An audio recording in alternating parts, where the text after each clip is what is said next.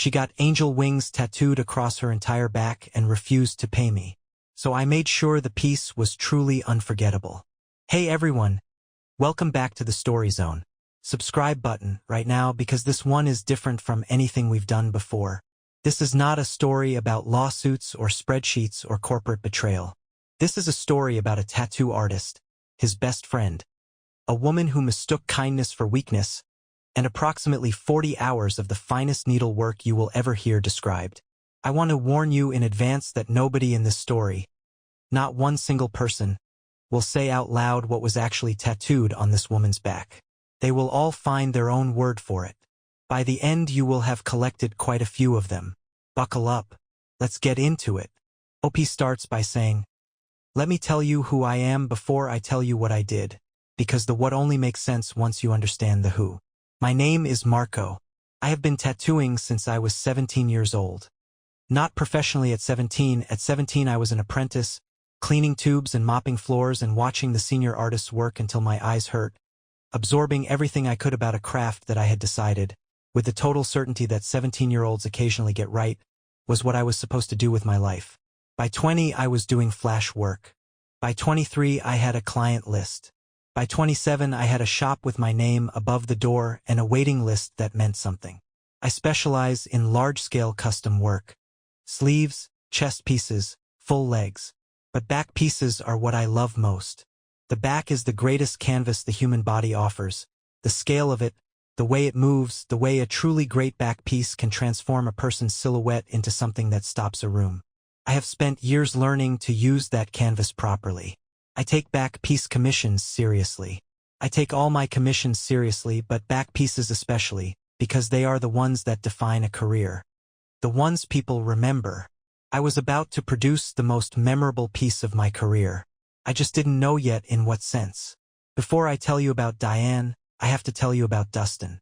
Because without Dustin there is no story, and more importantly, without Dustin there is no me, at least not the version of me that has a shop and a reputation and the skills that made what happened possible. Dustin and I have been best friends since we were 9 years old. We grew up on the same street, went to the same schools, and have maintained the kind of friendship that doesn't require explanation or maintenance. It just exists the way certain things exist, reliably and without drama. We are different in almost every way that matters on the surface. Dustin is warm and social and genuinely interested in every person he meets. I am precise and quiet and interested primarily in the geometry of a good composition. At parties, Dustin is in the center of the room and I am in the corner observing the lighting. We have never once found this to be a problem. When I was 22 and serious about tattooing but broke in the specific and grinding way that 22-year-olds with expensive dreams are broke, Dustin told me to take his couch. Not as a dramatic gesture, not with any fanfare, he just said the couch was there, the rent was covered, and I should focus on getting where I was trying to go. I lived on that couch for 8 months. He never once made me feel like a burden. He never once mentioned it as a favor or held it over me or referenced it in any context other than the completely neutral one of a person who had a couch and a friend who needed it. Then the shop opportunity came up. The space was right, the lease was manageable, but the setup costs, equipment, supplies, the initial build-out were more than I had. I was short $10,000 and I had run out of options. I told Dustin, not as a request, just because he was my best friend and I told him things. He asked me how much. I told him. He transferred $10,000 to my account the following morning with a message that said, "Go get it." I called him immediately. I told him I would pay him back every dollar with interest. I had a plan. Give me 18 months. He told me to stop talking. He said, "You would have done the same for me." That was the end of the conversation. The shop that Diane walked into 4 years later, the needle she sat under, the craft that produced what it produced, exists because of that $10,000 and those 8 months on Dustin's couch. I think about that sometimes. I thought about it a lot during those final 2 hours of her last session. Every line I laid down was built on a foundation Dustin paid for. She had no idea. Dustin started dating Diane about a year before the commission. He met her at a social event, was charmed by her the way good-natured people are sometimes charmed by chaos in human form, and within 2 months she was a fixture in his life and therefore, unavoidably, a fixture in mine. I met her at a backyard barbecue on a Saturday in June. Within the first 20 minutes I had formed a complete and accurate assessment of her character that I would spend the next 8 months pretending I hadn't formed. Because Dustin was happy and Dustin's happiness was worth more to me than being right. Here is what I assessed in those 20 minutes. Diane was the kind of person who talked about herself the way some people breathe, continuously, automatically, without apparent awareness that other people in the room also existed and might have things to say. She had a way of listening that was actually just waiting. Her eyes would stay on you, but you could see her attention had already moved to whatever she was planning to say next. She was casually cruel in the small ways that reveal character. A comment about a mutual friend's weight delivered as a joke. A dismissal of someone's job that she covered with a laugh. A consistent pattern of treating service staff as furniture. She had been dancing since she was a child, and she mentioned this within the first 5 minutes of meeting me, and then again before we'd been talking for 10, and then a third time unprompted when the conversation had moved somewhere else entirely. She was also heavily tattooed. I clocked the work the way tattoo artists clock work, automatically, professionally, the way a mechanic looks at a car in a parking lot and forms opinions about its maintenance history. What I saw told a story. At least 5 different artists across what looked like 8 or 9 pieces. The quality varied wildly. Some of it was decent. Some of it was clearly rushed, the kind of work that happens when an artist is trying to finish before the client finds a reason not to pay. I filed this away. I smiled and shook her hand and told Dustin afterward that she seemed fun. He grinned like a man who had found something he was convinced was the real thing. I drove home and said nothing. The commission came 3 months later. Diane had decided she wanted a back piece. Not just any back piece, full angel wings, the kind that covers the entire back from shoulder blade to shoulder blade, intricate primary feathers, layered secondary feathers, shading, depth, the full architectural scope of something that could legitimately stop you in the street. She had reference images. She had opinions. She explained, been thinking about this for years and she wanted the best. She wanted me. I sat with Dustin's face in my mind for a moment. Then I looked at the references. They were serious. What she was describing was 40 to 50 hours of work minimum, probably closer to 55 when you factored in her vision for the detailing. It was a major commission by any standard. I quoted her $20,000. Legitimate rate, not inflated. Fair to the hour. She agreed without blinking, which told me everything I needed to know about her relationship with $20,000, or with any number she had no intention of actually producing. I took the commission. I took it because Dustin was sitting next to her when she asked, and because of the couch, and because of the $10,000, and because you would have done the same for me. I set up the session schedule. I ordered additional supplies. I began sketching. The design that emerged over the following week was, even in rough form, something special. I could feel it the way you feel the good ones. The composition was right, the proportions worked, the featherwork I was planning was going to be unlike anything I'd done before. I was going to pour everything I had into this piece. Not for Diane. For the work itself and for Dustin, and because that is simply who I am as an artist. I would later reflect that pouring everything I had into it was, in ways I hadn't anticipated, the correct decision. I had no idea yet that this piece was going to require a monument to male confidence as its centerpiece. But we'll get there. First session. Diane arrived 15 minutes late, which she did not acknowledge. She settled into the chair with the energy of someone attending a performance in which she was both the star and the audience, adjusted herself twice, and began talking. She talked for the entire 4-hour session. About herself primarily. About the dance company she was auditioning for, a real company, legitimate production. She was very clear about the legitimacy of it. About how the wings were going to be ready just in time for the production, how they were going to be visible in certain costume configurations, how people in the audience were going to see them and lose their minds. About how this piece was going to mark a new chapter. About how she had always known she was meant for something larger than her current circumstances and how the circumstances were finally catching up to the destiny. I worked. The outline took shape across her back and it was already going to be extraordinary. I kept my responses brief and professional. I have worked with difficult clients before, most tattoo artists have, and I have learned that the chair creates a specific dynamic in which the artist's silence reads as attentiveness. I was not, in the strictest sense, attentive. I was focused on the line I was laying down along the upper left shoulder blade, which needed to land at a precise angle to set up the primary feather structure correctly. Diane interpreted my silence as rapt interest. She paid the session deposit before she left. Correct amount, no issues. I walked her out and called Dustin on the way back to my station. He asked how it went. I said the outline was looking great. He asked how she was. I said she seemed comfortable in the chair. Both of these things were true. I did not mention the monument. The monument had not yet been conceived. That would come later. Session 2, she was $40 short on the session payment. Could she cover it next time? Of course, I said. Family friend. No problem. Session 3, she had a situation. Her bank had done something complicated and her transfer hadn't cleared. She'd sort it by the weekend. Absolutely, I said. These things happen. Session 4, she arrived with an envelope that contained, when I counted it privately in the back, 60% of what we'd agreed. She did not mention the discrepancy. I did not mention the discrepancy. I was tracking the running total in a notebook I kept behind the counter. Sessions completed, hours worked, amount received, amount outstanding. By the end of session 4, I had put in 22 hours of work and collected $3,400 of a $20,000 commission. I looked at this number for a while.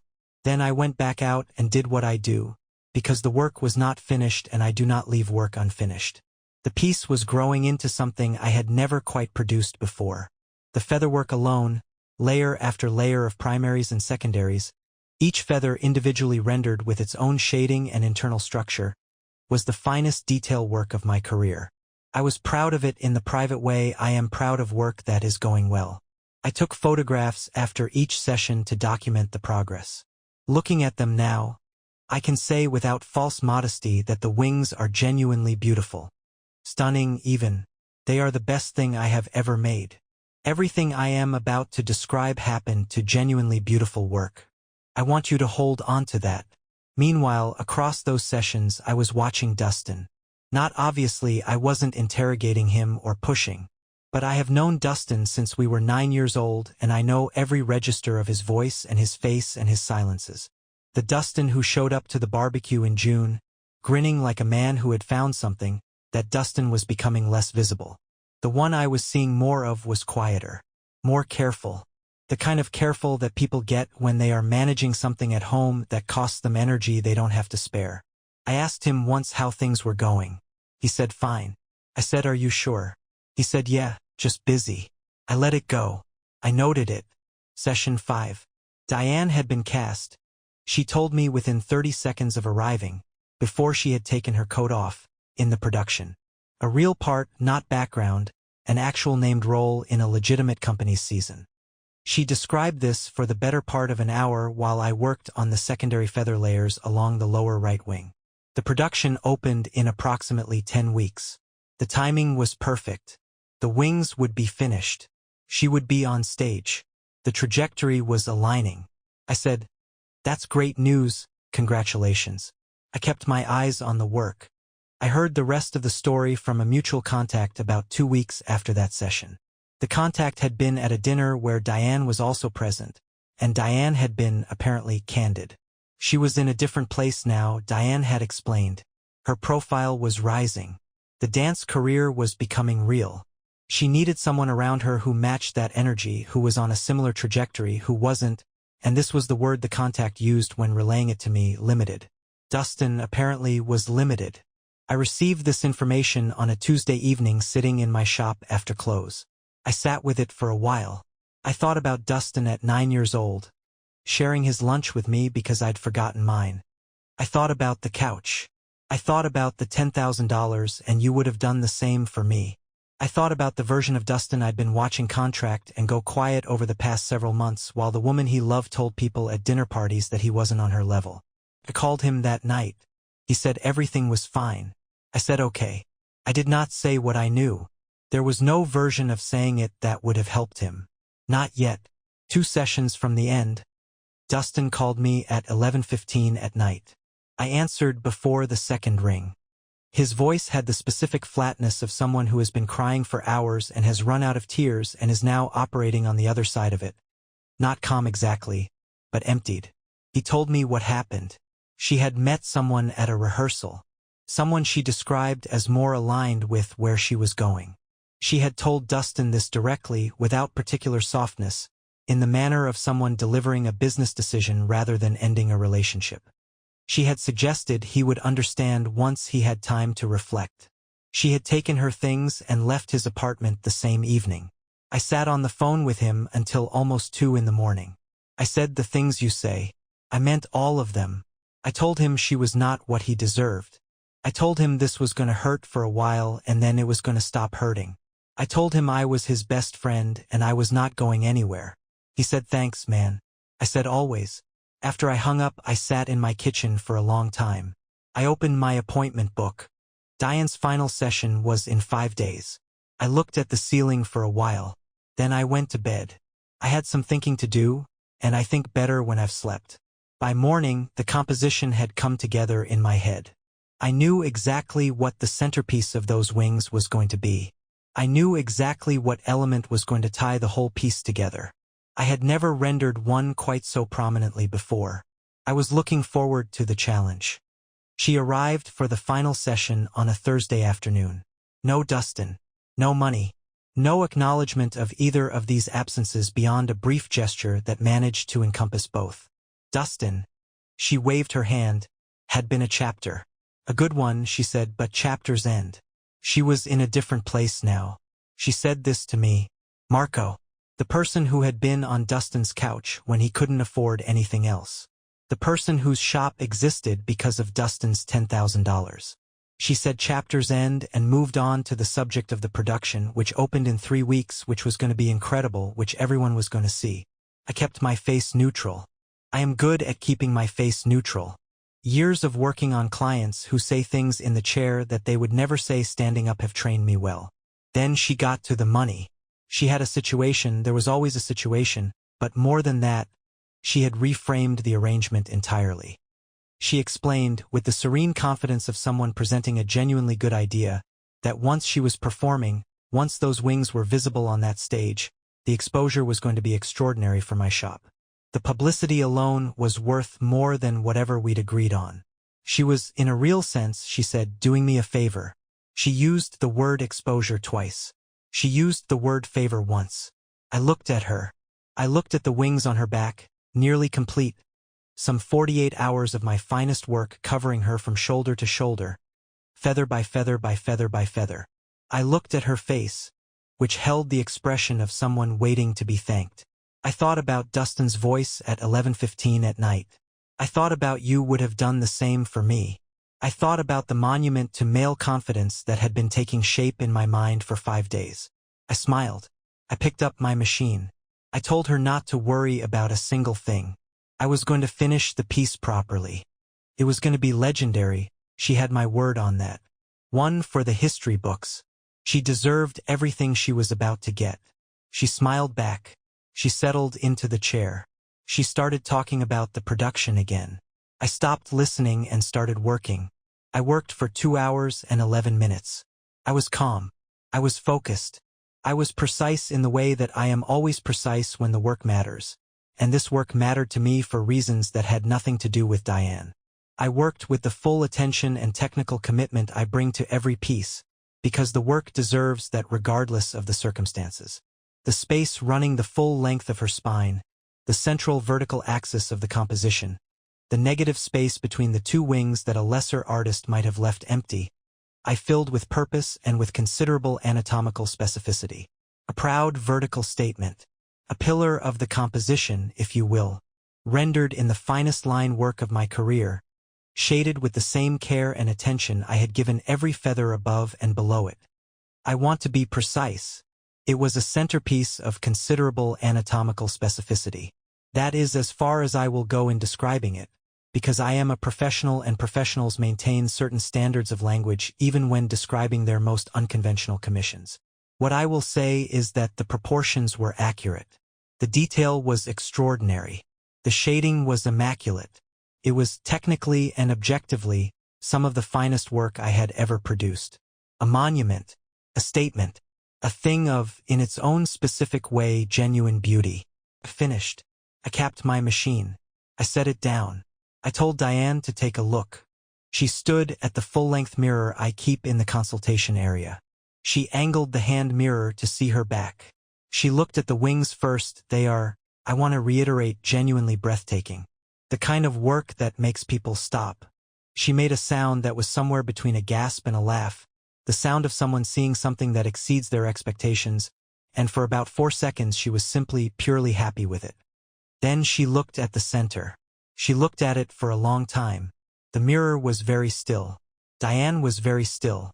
I was standing behind her with my arms crossed and my face arranged into the expression of a professional awaiting client feedback. She turned around slowly. Her face had completed a journey through confusion, comprehension, and was currently residing somewhere in the territory of volcanic. She said, "What is that? Is that a willy?" I described it, helpfully, in some detail. I noted that it served as a strong compositional anchor for the bilateral symmetry of the wings, drawing the eye naturally to the center of the piece, a proud vertical pillar of the composition, I called it. I said I thought it gave the overall work a sense of grounded energy that the wings alone might have lacked. She said a number of things. Several of them were very loud. She covered the main themes: legal action, law enforcement, my professional reputation, her personal network, things she was going to do to my shop.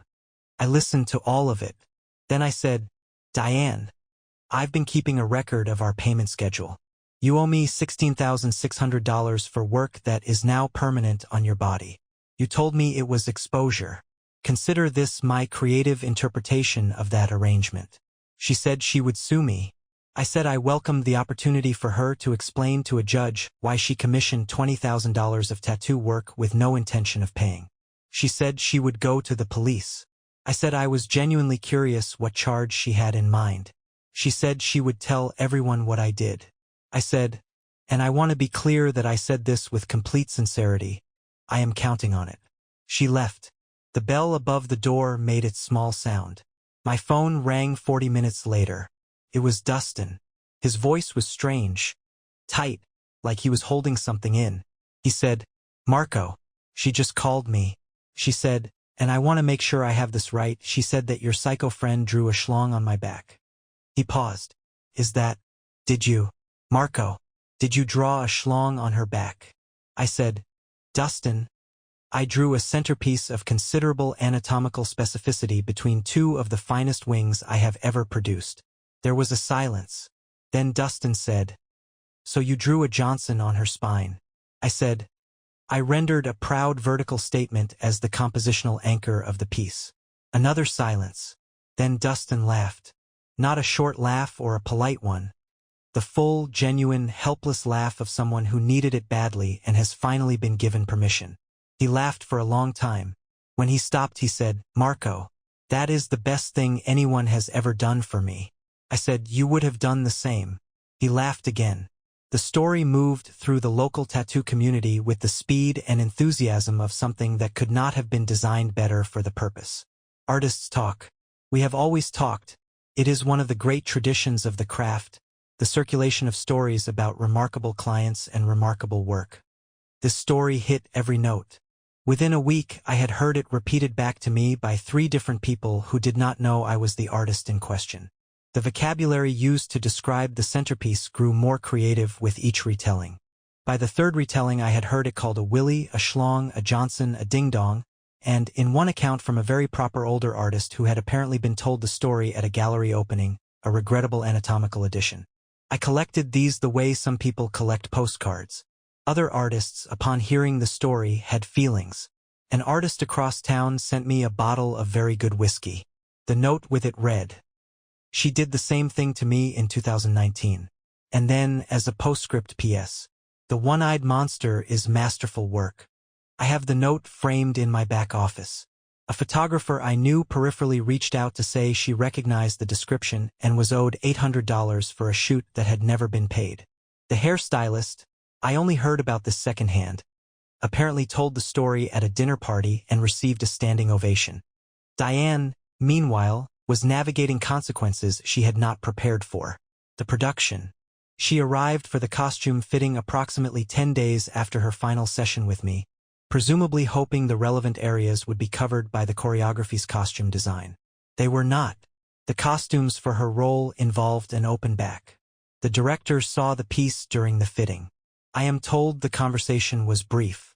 The director, a woman of considerable professional composure, looked at the wings, which are, I must keep reminding you, genuinely stunning, and then looked at the centerpiece and then said, in a voice that apparently remained almost completely steady, "We cannot put a performer on stage with a wiener on her spine. We simply cannot do that." Diane was released from the production that afternoon. She told people it was a scheduling conflict. Nobody believed her. She needed a cover-up. This is where things became, if it is possible, even more satisfying. A full-back piece of the scale and complexity I had produced does not have easy solutions. The ink density, the surface area, the level of detail, covering it requires either a larger and equally complex piece designed specifically to incorporate and conceal what's underneath, or laser removal across an enormous surface area, which is expensive and painful and takes years. Neither option is quick. Neither option is cheap. Diane made the rounds. She contacted, as best I can reconstruct from the accounts that reached me, at least 9 tattoo artists in our city and the surrounding area over the following 6 weeks. Every single one of them had heard the story. The quotes she received were instructive. One artist, a man of extraordinary deadpan, sat across from her with a notepad, studied the reference photos she had brought, stroked his chin thoughtfully, and quoted her $100,000. He said, with complete seriousness, "The existing centerpiece, the Sentinel, complicates the removal significantly. The surrounding featherwork is deeply integrated. It's a very involved situation." He did not smile once. She left without booking. A second artist told her his books were full for the next 2 years. A third said she had a strict policy against covering other artists' work without a written release. She was welcome to reach out to the original artist for that. One artist, in what I consider the finest moment of professional solidarity I have ever heard described, looked at the photos carefully, looked at Diane, looked at the photos again and said, "I'm sorry, I can't help you. The existing work is extraordinary. That is honestly the finest ding-dong I have ever seen rendered at this scale. It would be a disservice to the craft to cover it." He said it with complete sincerity. Diane, I was told, did not take this well. She could not find anyone willing to help her at a price that existed in the real world. The piece, as I had promised, was permanent. Legendary. One for the history books. Dustin spent a few months being sad. The way you are sad when something you believed in turns out not to be what you thought. I was there for it, the late calls, the dinners, the gradual return of the real Dustin, the one who laughs fully and asks how you're doing and actually listens to the answer. By month 3, he was mostly himself. By month 5, he was entirely himself and a sharper version of it, the version of a person who has been through something and knows what they're made of on the other side. He was doing well. Genuinely well. New projects at work. A social life that didn't revolve around managing someone else's ego. The easy warmth back in full operation. I took him to dinner for his birthday in October and he spent 2 hours making the waiter laugh and asking me detailed questions about a commission I was excited about, and it was, simply and completely, like having my best friend back. Because I did. Diane came back in November. She showed up at Dustin's apartment on a Tuesday evening. He told me about it afterward, in the tone of someone describing something that happened to a person in a film he half remembered. She had apparently reconsidered. The person she had left him for had not worked out. She had been doing a lot of thinking and she felt that she had perhaps been hasty, that Dustin had qualities she hadn't fully appreciated, that she missed what they had.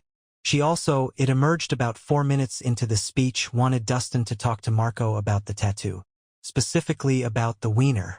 She used the word wiener. Dustin told me this with great care, because he is a good friend and wanted me to have the full picture. Dustin listened to all of it. He stood in his doorway and he let her finish. Then he looked at her for a long moment, and he said, "Diane, I was always on your level. You just couldn't afford the view from up here." And then, as he was closing the door, he paused and said, "Also, nice Willie," and shut the door. He called me 30 seconds later. I answered on the first ring. He recounted the line and I told him it was the best thing I had ever heard in my life. He said he had been sitting on the Willie part for months waiting for the right moment. I said the timing was perfect. We went for a beer and talked until midnight, and it was one of the best nights I can remember. Here is where we are now. Dustin is thriving. He met someone recently, a woman named Claire who works in architecture and reads the same books he does and laughs at his jokes without performing it, and watching him be happy in a way that costs him nothing is one of my favorite things I get to see. He has not mentioned the tattoo in months. He doesn't need to. The door closed. He walked away. That's the whole ending right there. I am still tattooing. My waiting list is 4 months out, which is the longest it has ever been. The story has brought me clients from considerable distances who specifically want to see the portfolio of the artist involved in that particular piece. I show them my work. They book. The deposit is 50% upfront, non-negotiable, posted on the wall in a frame. Some clients ask about the policy. I tell them it came from experience. They nod. They pay. Diane moved to another state approximately 4 months after the mirror scene. I heard this from a mutual contact and received the information with quiet satisfaction. I do not know what she is doing there. I do not think about it very much. What I do think about sometimes is that wherever she is wearing the finest piece I have ever produced. All of it. The wings, the feathers, the centerpiece of considerable anatomical specificity running the full length of her spine. The monument to male confidence, rendered in immaculate line work, going about its permanent business between 2 extraordinary angel wings on the back of a woman who thought she was going to get free publicity. She got something better. She got a legend. I stand by my work. If this one got you, and I think it did, you know what to do. Subscribe to the Story Zone, drop a like, and tell me in the comments. Which nickname was your favorite? The Schlong? The Johnson? The One-Eyed Monster? The Sentinel? The Ding Dong? Or, and this is my personal winner, the proud vertical pillar of the composition. Drop your vote below. We'll see you in the next one.